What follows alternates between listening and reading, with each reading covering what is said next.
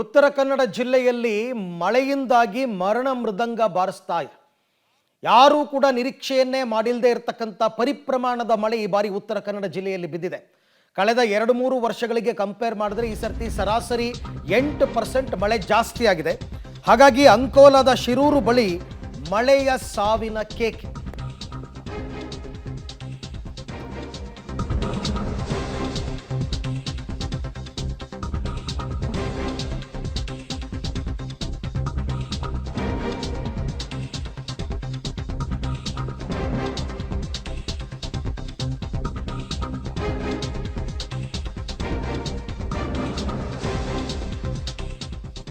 ಉತ್ತರ ಕನ್ನಡ ಜಿಲ್ಲೆಯಲ್ಲಿ ವರುಣ ಮರಣ ಮೃದಂಗ, ಅಂಕೋಲಾದ ಶಿರೂರು ಬಳಿ ಮಳೆಯ ಸಾವಿನ ಕೇಕೆ.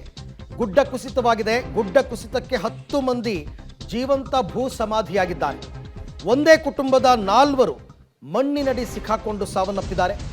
ಲಕ್ಷ್ಮಣ ನಾಯ್ಕ, ಪತ್ನಿ ಶಾಂತಿ ನಾಯ್ಕ ಮತ್ತು ರೋಷನ್ ಆವಂತಿಕ ಮತ್ತು ಟ್ಯಾಂಕರ್ ಚಾಲಕನ ಮೃತದೇಹವನ್ನು ಇಲ್ಲಿ ತನಕ ಪತ್ತೆ ಹಚ್ಚಲಾಗಿದೆ ಅಂತಕ್ಕಂಥ ಮಾಹಿತಿ ಸಿಕ್ಕಿದೆ. 5ನೇ ಮೃತದೇಹ ಗೋಕರ್ಣದ ಗಂಗೆ ಕೊಳ್ಳದಲ್ಲಿ ಪತ್ತೆಯಾಗಿದೆಯಂತೆ. ಶೋಧ ಕಾರ್ಯಕ್ಕೆ ನೀರಿನ ಹರಿವು ಅಲ್ಲಿ ವಿಪರೀತವಾಗಿ ನೀರು ಹರಿತಾ ಇದೆ, ರಭಸದಿಂದ ಹರಿತಾ ಇದೆ. ಅದು ಅಡ್ಡಿಯಾಗಿದೆ. ಕತ್ತಲಾಗಿದ್ದರಿಂದ ಕಾರ್ಯಾಚರಣೆ ನಿನ್ನೆ ರಾತ್ರಿ ಸ್ಥಗಿತವಾಗಿತ್ತು. ಇವತ್ತು ಮತ್ತೆ ಕಾರ್ಯಾಚರಣೆ ಮುಂದುವರಿಯುತ್ತೆ. ಅದರಲ್ಲಿ ಒಟ್ಟು ಈಗ 5 ಮಂದಿಯ ಮೃತದೇಹ ಪತ್ತೆಯಾಗಿದೆ. ಇನ್ನೂ 5 ಜನರದ್ದು ಸಿಗಬೇಕು. ಒಟ್ಟು 10 ಜನ ಅಂತ ಹೇಳ್ತಾ ಇದ್ದಾರೆ. 10 ಜನ ಜೀವಂತ ಭೂ ಸಮಾಧಿಯಾಗಿರ್ತಕ್ಕಂಥದ್ದು.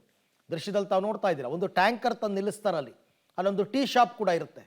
ಆ ಟ್ಯಾಂಕರ್ ನಿಲ್ಲಿಸ್ಬಿಟ್ಟು ಟೀ ಕುಡಿತಾ ಇದ್ದಾಗ ಅಂಗಡಿನಲ್ಲಿ ಇದ್ದವರು ಮತ್ತು ಈ ಟ್ಯಾಂಕರ್ನ ಕ್ಲೀನರ್ ಮತ್ತು ಚಾಲಕ ಎಲ್ಲರೂ ಏಕಾಏಕಿ ಗುಡ್ಡ ಯಾವ ರಭಸದಲ್ಲಿ ಕುಸಿದಿದೆ ಅಂದರೆ ಟ್ಯಾಂಕರ್ ಪಕ್ಕದಲ್ಲಿರುವಂತಹ ಗಂಗಾವತಿ ನದಿಗೆ ಹೋಗಿ ಬಿದ್ದಿದೆ. ಎಲ್ಲರೂ ಕೂಡ ಮೃತಪಟ್ಟಿರ್ತಕ್ಕಂಥದ್ದು. ವಿಪರೀತವಾದಂತಹ ಸಮಸ್ಯೆ ಆಗಿದೆ. ಲಕ್ಷ್ಮಣ್ ನಾಯ್ಕ, ಶಾಂತಿ ನಾಯ್ಕ, ರೋಷನ್ ಆವಂತಿಕ ಮತ್ತು ಟ್ಯಾಂಕರ್ನ ಚಾಲಕ, ಇಷ್ಟು ಜನರ ಮೃತದೇಹ ಪತ್ತೆಯಾಗಿದೆ. ಇನ್ನೊಂದಂತೂ ಗೋಕರ್ಣ ತನಕ ಹೊಟ್ಟೋಗಿತ್ತಂತೆ. ಗೋಕರ್ಣದ ಗಂಗೆ ಕೊಳ್ಳದಲ್ಲಿ ಪತ್ತೆಯಾಗಿರೋದಂತೆ. ಇವತ್ತು ಮತ್ತೆ ಕಾರ್ಯಾಚರಣೆ ಮುಂದುವರಿಯುತ್ತೆ. ಯಾಕೆಂದರೆ ನಿನ್ನೆ ರಾತ್ರಿ ಕತ್ತಲಾಯಿತು, ಮತ್ತೊಂದು ಕಡೆ ಮಳೆ ಜೊತೆಗೆ ವಿಪರೀತ ರಭಸದಿಂದ ನೀರು ಹರಿತಾ ಇದೆ. ಯಾಕೆಂದರೆ ಅಲ್ಲೇ ನದಿನಲ್ಲೇ ಹುಡುಕ್ಬೇಕಲ್ಲ, ಹೀಗಾಗಿ ಈ ಸಮಸ್ಯೆ ಆಗಿದೆ. ಈ ಬಗ್ಗೆ ಮತ್ತಷ್ಟು ಮಾಹಿತಿ ನನ್ನ ಕೊಲೀಗ್ ಸುನಿಲ್ ಅವರಿಂದ ಪಡ್ಕೊಂಡ್ಬಿಡ್ತೀನಿ. ಸುನಿಲ್, ಇವಾಗ ಸದ್ಯಕ್ಕೆ ಎಷ್ಟು ಮೃತದೇಹಗಳು ಇಲ್ಲಿ ತನಕ ಪತ್ತೆಯಾಗಿದೆ? ನಿನ್ನೆ ಈ ಮೃತದೇಹ ಪತ್ತೆ ಕಾರ್ಯಾಚರಣೆಗೆ ಏನೆಲ್ಲ ಅಡ್ಡಿ ಆತಂಕಗಳು ಎದುರಾಯಿತು? ಇವತ್ತು ಹೇಗೆ ಸಾಗುತ್ತೆ ಈ ಕಾರ್ಯಾಚರಣೆ? ಅರವಿಂದ, ನಿನ್ನೆ ನೀವು ಹೇಳಿದಂತೆ ಮಳೆ ಮತ್ತು ಕತ್ತಲಾದ ಹಿನ್ನೆಲೆಯಲ್ಲಿ ರಕ್ಷಣಾ ಕಾರ್ಯಾಚರಣೆ ನಿಲ್ಲಿಸಲಾಗಿತ್ತು. ಈಗ ನೋಡೋದಾದರೆ ಬೆಳಗ್ಗೆ ಈಗ ರಕ್ಷಣಾ ಕಾರ್ಯಾಚರಣೆ ಆರಂಭ ಮಾಡಿರುವಂಥದ್ದು. ಇಲ್ಲಿ ದೃಶ್ಯದಲ್ಲಿ ನೋಡ್ತಾ ಇದ್ದೀರಿ, ಶಿರೂರು ಬಳಿಯ ಈ ಒಂದು ದೃಶ್ಯಗಳು. ಈಗ ಬೃಹತ್ 3 ಇಟಾಚಿಗಳ ಮೂಲಕ ಮತ್ತು ವಾಹನಗಳ ಮೂಲಕ ಮಣ್ಣನ್ನು ಬೇರೆಡೆಗೆ ಸಾಗುವಂಥ ಕಾರ್ಯಕ್ಕೆ ಮುಂದಾಗಿದೆ. ಮತ್ತು ಇದರ ಜೊತೆಗೆ ಒಳಗಿರುವಂತಹ ಒಂದು ಯಾವೆಲ್ಲ ಮೃತದೇಹಗಳು ಅದನ್ನು ಹೊರತೆಗೆಯುವಂಥ ಕಾರ್ಯ ನಡೀತಾ ಇದೆ.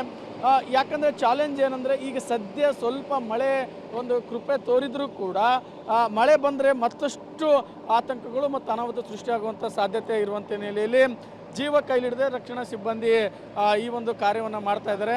ಸದ್ಯಕ್ಕೆ ಒಂದು ಲಭ್ಯ ಆಗಿರುವಂಥದ್ದು, ಈಗೇನು ನಾವು ಹೇಳ್ತಾ ಇದ್ವಿ ಕ್ಯಾಂಟೀನ್ ಒಂದು ಒಳಗಡೆ ಇತ್ತು ಅನ್ನೋದು. ಸೊ ಆ ಕ್ಯಾಂಟೀನಿಗೆ ಹಾಕಿದಂತಹ ಪಿಲ್ಲರ್ ನಿಮಗೆ ಇಲ್ಲಿ ಕಾಣಸಿಗ್ತಾ ಇದೆ. ಸೊ ಈಗ ಒಳಗಡೆ ಯಾರಿದ್ದಾರೆ, ಮೃತದೇಹಗಳು ಎಷ್ಟಿದ್ದಾವೆ ಅನ್ನೋದನ್ನು ಈಗ ನೋಡಬೇಕಾಗಿರುವಂಥದ್ದು. ಇಲ್ಲಿ ನಿಮಗೆ ದೃಶ್ಯಾವಳಿಗಳು ನೋಡ್ಬೋದು. ಕ್ಯಾಂಟೀನ್ಗೆ ಹಾಕಿದಂಥ ಒಂದು ಕಬ್ಬಿಣದ ಪಿಲ್ಲರ್ ನಿಮಗೆ ಈಗ ಹೊರ ಬಂದಿರುವಂಥದ್ದು. ಸೊ ರಕ್ಷಣಾ ಕಾರ್ಯ ಕೂಡ ನಡೀತಾ ಇದೆ. ಜಿಲ್ಲಾಡಳಿತ ಅಕ್ಕಪಕ್ಕದ ಕಂಪನಿಗಳ ಒಂದು ಸಹಾಯದಿಂದ ಇಟಾಚಿಗಳಾಗಿರ್ಬೋದು, ವಾಹನಗಳು, ಲಾರಿಗಳ ಮುಖಾಂತರ ಮಣ್ಣನ್ನು ಹೊರ ಹಾಕುವಂಥ ಕೆಲಸ ಮಾಡ್ತಾಯಿದೆ.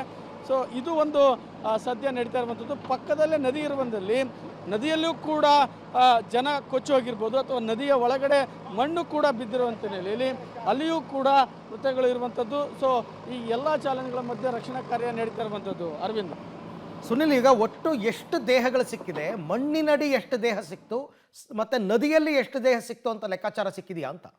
ಸದ್ಯ ಅಧಿಕೃತವಾಗಿ ಜಿಲ್ಲಾಡಳಿತ ಮಾಹಿತಿಯನ್ನು ನೀಡಿಲ್ಲ. ಆದರೂ ಕೂಡ ಸದ್ಯಕ್ಕೆ 7 ಜನ ಮೃತಪಟ್ಟಿರುವಂಥ ಮಾಹಿತಿ ಸಿಗ್ತಾ ಇರುವಂಥದ್ದು. ಇಲ್ಲಿ ರಕ್ಷಣಾ ಕಾರ್ಯ ಸಿಬ್ಬಂದಿ ಹೇಳೋ ಪ್ರಕಾರ ಸಾಕಷ್ಟು ಜನ ಒಳಗಡೆ ಸಿಗಾಲ್ಕೊಂಡಿರ್ಬೋದು, ಬಟ್ ಲೆಕ್ಕ ಇಲ್ಲ, ಅದು ಕೂಡ ಯಾರಿಗೆ ಗೊತ್ತಿಲ್ಲ ಅನ್ನೋ ಮಾಹಿತಿ ಲಭ್ಯ ಆಗಿರುವಂಥದ್ದು. ಸೊ ಅದರ ಜೊತೆಗೆ ಮೊದಲಿಗೆ ಮಣ್ಣನ್ನು ಒಂದು ತೆಗೆಯುವಂಥ ಕಾರ್ಯ ಮಾಡಬೇಕು. ಅದರಲ್ಲಿ ಸಿಕ್ಕರೆ ಮತ್ತು ಅದರ ಬಳಿಕ ನದಿಯಲ್ಲಿಯೂ ಕೂಡ ಕಾರ್ಯಾಚರಣೆ ಮಾಡಬೇಕು ಅನ್ನೋದು ಈಗ ಪ್ಲ್ಯಾನ್ ಮಾಡ್ತಾ ಇರುವಂಥದ್ದು 2 ಹಂತದಲ್ಲಿ. ಈಗ ಸದ್ಯಕ್ಕೆ ಮಳೆ ಒಂದು ಕೃಪೆ ತೋರಿದ ಹಿನ್ನೆಲೆಯಲ್ಲಿ, ಮಳೆ ಒಂದು ನಿಂತ ಹಿನ್ನೆಲೆಯಲ್ಲಿ ಈಗ ಮಣ್ಣು ತೆಗೆಯುವಂಥ ಕಾರ್ಯ ನಡೀತಾ ಇರುವಂಥದ್ದು ಅರವಿಂದ್. ಸೊ ಇದು ಒಂದು ಹಿಟಾಚಿಗಳ ಮೂಲಕ ನಡೀತಾ ಇದೆ ಮತ್ತು ಅದರ ಜೊತೆಗೆ ಮಣ್ಣನ್ನು ತೆಗಿಬೇಕು. ಅದರಲ್ಲಿರುವಂಥ ಶವಗಳಾಗಿರ್ಬೋದು ಅಥವಾ ವಾಹನಗಳು ಸಿಲುಕಿದವು ಅವನ್ನೆಲ್ಲವೂ ಕೂಡ ಒಂದು ನೋಡಬೇಕಾದಂತಹ ಒಂದು ಪರಿಸ್ಥಿತಿ ಈಗ ಅಧಿಕಾರಿಗಳಿಗೆ ಇರುವಂಥದ್ದು. ಸೊ ದೃಶ್ಯಗಳಲ್ಲಿ ನೋಡ್ತಾ ಇದ್ದೀರಿ, ಒಂದು ಕಡೆ ಮಣ್ಣನ್ನು ತೆಗೆದು ನದಿಗೆ ಹಾಕಲಾಗ್ತಾ ಇದೆ, ಮತ್ತೊಂದು ಕಡೆ ರಸ್ತೆಯ ಮಧ್ಯೆ ನಿಂತಿರುವಂತಹ ಬಿದ್ದಿರುವಂತಹ ಮಣ್ಣನ್ನು ಲಾರಿಗಳ ಮುಖಾಂತರ ಬೇರೆಡೆಗೆ ಸಾಗಾಟ ಮಾಡ್ತಾ ಇರುವಂಥದ್ದು. ಸಂಪೂರ್ಣವಾಗಿ ಕಾರ್ಯಾಚರಣೆ ನಡೀತಾ ಇದೆ. ಆದರೆ ಪ್ರಕೃತಿಯು ಕೂಡ ಇದಕ್ಕೆ ಸಹಕಾರ ಕೊಟ್ಟರೆ ಮಾತ್ರ ರಕ್ಷಣಾ ಕಾರ್ಯ ಯಶಸ್ವಿಗೊಳ್ತಾ ಇರುವಂಥದ್ದು. ಸೊ ಅಧಿಕಾರಿಗಳು ಕೂಡ ಈಗ ಸ್ಥಳದಲ್ಲಿ ನಿಂತು ಎಲ್ಲ ಕಾರ್ಯಾಚರಣೆ ಮಾಡಿಸ್ತಾ ಇರುವಂಥದ್ದು. ಅರವಿಂದ್, ಸುಮಾರು ನಿಮ್ಮ ಪ್ರಕಾರ ಎಷ್ಟೊತ್ತಾಗ್ಬೋದು ಈ ರಸ್ತೆಯಲ್ಲಿ ಬಿದ್ದಿರ್ತಕ್ಕಂಥ ಮಣ್ಣನ್ನು ತೆಗೆದು? 2 ಕೆಲಸ ಆಗಬೇಕಾಗುತ್ತೆ. ಒಂದು, ರಸ್ತೆಯಲ್ಲಿ ಬಿದ್ದಿರೋ ಮಣ್ಣು ತೆಗಿಬೇಕು, ಜೊತೆಗೆ ಮಣ್ಣಿನಡಿ ಯಾರಾದರೂ ಸಿಕ್ಕಾಕೊಂಡಿದ್ದಾರಾ, ವಾಹನಗಳು ಸಿಕ್ಕಿದೆಯಾ, ಇದೆಲ್ಲವನ್ನು ಕೂಡ ನೋಡಬೇಕಾಗುತ್ತೆ. ಸೊ ಇವತ್ತು ರಸ್ತೆ ಸಂಚಾರಕ್ಕೆ ಮುಕ್ತವಾಗೋ ಸಾಧ್ಯತೆ ಇದೆಯಾ ಇಲ್ವಾ ಅಂತ ಜಿಲ್ಲಾಡಳಿತದ ಚಾಲೆಂಜ್ ಕೂಡ ಅದಾಗಿರುವಂಥದ್ದು ಅರವಿಂದ್. ಯಾಕಂದರೆ ಈಗ ಪ್ಲ್ಯಾನ್ ಮಾಡಿರ್ಬೋದು ಏನಂತಂದರೆ ಡಬಲ್ ರೋಡ್ ಇದೆ, ಬಟ್ ಈಗ ಆ ರಸ್ತೆಯಲ್ಲಿ ಸುಮಾರು 9 ಕಿಲೋಮೀಟರ್ ಉದ್ದದಕ್ಕೂ ವಾಹನಗಳು ನಿಂತಿರುವಂಥ ಹಿನ್ನೆಲೆಯಲ್ಲಿ ಸೊ ಈ ಒಂದು ಚಾಲೆಂಜ್ ಏನಂದರೆ ಒಂದು ಮಾರ್ಗದ ರಸ್ತೆಯನ್ನಾದರೂ ಮಾಡಿಕೊಡ್ಬೇಕು ಅನ್ನೋದು ವೇಗವಾಗಿ. ಯಾಕಂದರೆ ಮಳೆ ನಿಂತಿದೆ. ಸೊ ಹೀಗಾಗಿ ಒಂದು ವೇಳೆ ಮಳೆ ನಿಂತರೆ ಸುಮಾರು 5-6 ತಾಸಿನಲ್ಲಿ ಕಾರ್ಯಾಚರಣೆ ಪೂರ್ಣಗೊಳ್ಬೋದು. ಮಳೆ ಏನಾದರೂ ಅಡಚಣೆ ಮಾಡಿದರೆ ಮತ್ತೆ ಮಳೆ ಏನಾದರೂ ಬರ್ತಿತ್ತಂದರೆ ಸೊ 10 ರಿಂದ 12 ಗಂಟೆ ಆಗ್ಬೋದು. ಯಾಕಂದರೆ ಇಡೀ ಗುಡ್ಡವೇ ಕುಸಿದು ಬಿದ್ದಿರುವಂಥ ನೆಲೆಯಲ್ಲಿ ಮಣ್ಣು ಬೃಹತ್ ಪ್ರಮಾಣದಲ್ಲಿದೆ ಮತ್ತು ಅದರ ಒಳಗಡೆ ಚಾಲೆಂಜ್ ಏನಂದರೆ ಬಾಡಿಗಳನ್ನು ಐಡೆಂಟಿಫೈ ಮಾಡುವಂಥದ್ದು. ನೇರವಾಗಿ ಒಂದು ವೇಳೆ ಅಲ್ಲಿ ಬಾಡಿ ಇತ್ತಾ ಅನ್ನೋದನ್ನು ಅಬ್ಸರ್ವ್ ಮಾಡಿ ಅಲ್ಲಿನ ಚಾಲಕರು, ಹಿಟಾಚಿ ಚಾಲಕರು ಅದನ್ನು ನೋಡಿ ತೆಗಿಬೇಕಾಗಿರೋದ್ರಿಂದ ಕಾರ್ಯಾಚರಣೆ ತಡವಾಗುವಂಥ ಸಾಧ್ಯತೆ ಇದೆ. ಸೊ ಮಳೆ ಏನಾದರೂ ನಿಂತರೆ 5 ತಾಸು ಆಗ್ಬೋದು. ಇಲ್ಲ ಮಳೆ ಏನಾದರೂ ಇದೇ ಥರ ಚಾಲೆಂಜ್ ಆಗಿತ್ತಂದರೆ ಇದು ಇವತ್ತು ದಿನಪೂರ್ತಿ ಆಗುವಂಥ ಸಾಧ್ಯತೆ ಇರುವಂಥದ್ದು. ಓಕೆ ಸುನಿಲ್, ಥ್ಯಾಂಕ್ ಯು ತಮ್ಮ ಎಲ್ಲ ಮಾಹಿತಿಗಾಗಿ. ಸೊ ಘಟನಾ ಸ್ಥಳದಿಂದ ನನ್ನ ಕೊಲೀಗ್ ಕೊಟ್ಟಂತಹ ಗ್ರೌಂಡ್ ರಿಪೋರ್ಟ್. ಈಗಾಗಲೇ JCB ಹಿಟಾಚಿಗಳನ್ನ ತಂದು ರಸ್ತೆಯನ್ನು ಕ್ಲೀನ್ ಮಾಡ್ತಾ ಇದ್ದಾರೆ. 2 ಕೆಲಸ ಆಗಬೇಕು. ಒಂದು, ಮಣ್ಣನ್ನು ತೆರವು ಮಾಡಬೇಕು, ಮಣ್ಣಿನೊಳಗಡೆ ಯಾರಾದರೂ ಸಿಕ್ಕಾಕೊಂಡಿದ್ದಾರಾ ನೋಡಬೇಕು. ಅದೆಲ್ಲವನ್ನು ಕೂಡ ಬಹಳ ಸೂಕ್ಷ್ಮವಾಗಿ ಮಾಡಬೇಕಾಗಿರೋದ್ರಿಂದ, ಜೊತೆಗೆ ಮಳೆ ನಿಲ್ಲಬೇಕು, ಕಾರ್ಯಾಚರಣೆಗೆ ಅಡ್ಡಿ ಆಗಬಾರ್ದು. ಆ ರೀತಿ ಎಲ್ಲ ಆದರೆ ಇವತ್ತು ಹೆಚ್ಚು ಕಡಿಮೆ ಡಬಲ್ ರೋಡಲ್ಲಿ ಒಂದು ರೋಡನ್ನಾದರೂ ಕೂಡ ಪ್ರಯಾಣಕ್ಕೆ ಮುಕ್ತ ಮಾಡಿಕೊಡ್ತಾರೆ. 9 ಕಿಲೋಮೀಟರ್ ತನಕ ವೆಹಿಕಲ್ಸ್ ನಿಂತಿದೆಯಂತೆ. ಅದೆಲ್ಲನೂ ಕೂಡ ಈಗ ತೆರವಾಗಬೇಕು ಅಂತಂದರೆ ತುಂಬ ಸಮಸ್ಯೆ ಆಗುತ್ತೆ.